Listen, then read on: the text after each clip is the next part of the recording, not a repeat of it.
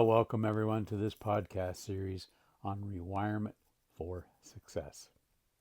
My name is George, and I am a certified transformational trainer. I want to tell you why I'm doing this podcast. It's mostly pertinent for the way the world is today. 3 years ago, when I was confronted with retirement, I was terrified. I thought my life was over. I needed to understand what this all meant for me. I didn't know where to begin. Then I discovered how to rewire my thinking, and it has transformed my life in a lot of ways. Since then, I have talked with others about my experience, and they said, you need to share this material right now, especially with what's going on in the world with COVID-19. The sooner that others are aware of this, they know that then they can make informed decisions of their life and they can take control of their life. I totally recommend you do not want to wait till you're 63 years old like I did. If you have any questions for me, you can email me at yourrewirementforsuccess@gmail.com. And I also encourage you to check out our Facebook page, Your Rewirement for Success. This is the third podcast in this series of 13. Excuse me. Please send me an email at yourrewirementforsuccess@gmail.com, and I will send you the e-workbook for this series so you don't have to write things down. Otherwise, get a pen and paper. You want to be writing some of your answers down so you can work on things. Once we have a new awareness, we can't go back to how life was before. It's a door that we've opened and never totally gets closed. I like to say that a brain expanded never returns to its original size. Your life will never be the same again for the better. That's my hope. Certainly has been for me. Previously, we broke down a past event that was bothering us and changed that outcome where we were currently experiencing pain. Now we have goals and the direction to go. Today, let's take control over our outcomes that haven't actually happened yet.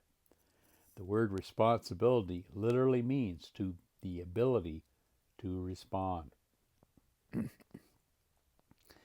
It's important to distinguish between a reaction and a response. On the surface, a reaction and a response may look exactly alike, but the outcomes they create are very different.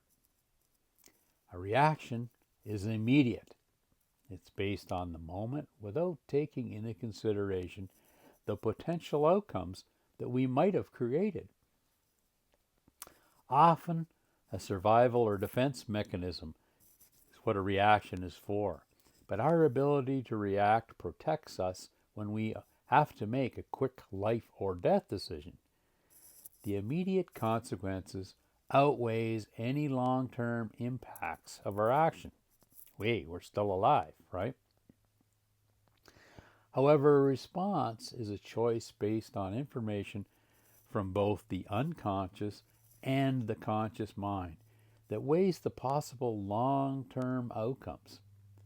A response takes into consideration your well-being and the well-being of other people that might be affected by your response. A response allows you to stay in line with your values. Let's take a look at a difference in action. Imagine you are walking wearing your favorite shirt. Someone bumps into you and spills coffee on that shirt. Well, a reaction might be, "You idiot, watch where you're going." Now, what outcome does that create? You're angry, and the person who spilled the coffee on you, they may be provoked to anger as well. A potential client or colleague could witness this whole interaction, and they might think poorly of you. You could let your entire day be ruined by this one interaction. Please, I encourage you, do not allow this to happen. A response might be, you take a deep breath, And you realize the coffee wasn't hot enough to burn you. It didn't soak through your cell phone. And then guess what? My Apple Watch is waterproof. So no problem. Nothing important got damaged. So nothing about this should really ruin your day. But you don't know what's going on with the other person. They could be rushing to the hospital to say goodbye to a loved one. They could be on their way to a big job interview and very nervous. So you pause a moment and you respond. Are you okay? What outcome does that create? Instead of being angry, you're grateful it wasn't worse. Your compassionate response may lead to a new friendship or a new important connection. A potential client or colleague could have witnessed your response, and they may now think more highly of you. Your shirt may be ruined, but your day isn't. And guess what? Whether we choose to react or respond in this situation, well, yeah, we still have coffee on our shirt. The only thing we can certainly change in the situation is our response to the coffee. The coffee staying on our shirt no matter what we do, but the outcome is entirely in our hands. It's our choice. This is the power of E plus R equals O. And controlling our responses is a tool that we master with practice. So just understanding how this formula works does not mean we will immediately implement it in every area of our lives. One powerful way of training our brain to take 100% responsibility is to think proactively, decide to create a new outcome from a situation that keeps occurring over and over. It's in our past now, but we know that it's going to keep occurring again in our future. Do you have recurring situations that consistently produce outcomes that you don't want? Maybe you have a partner who has a habit that often results in a fight. Do you have a child that constantly breaks curfew and leaves you feeling worried and upset, I'm sure? Perhaps you have a coworker that leaves you feeling drained. Is there a neighborhood dog that won't stop barking and wakes you up at night? Think about an area of your life or a situation that you deal with on a regular basis that typically leaves you feeling upset, angry, and drained. What situation are you thinking of where you want to practice E plus R equals O? What has been your reaction been in the past when this dog barked in the middle of the night? What new response will you practice in the future?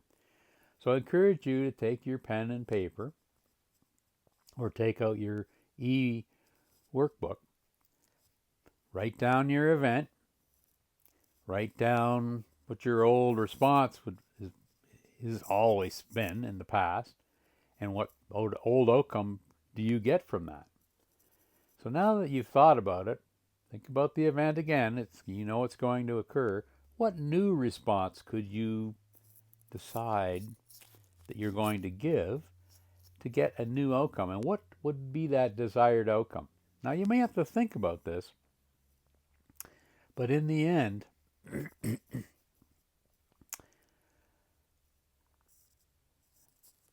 that outcome is an outcome that you desire.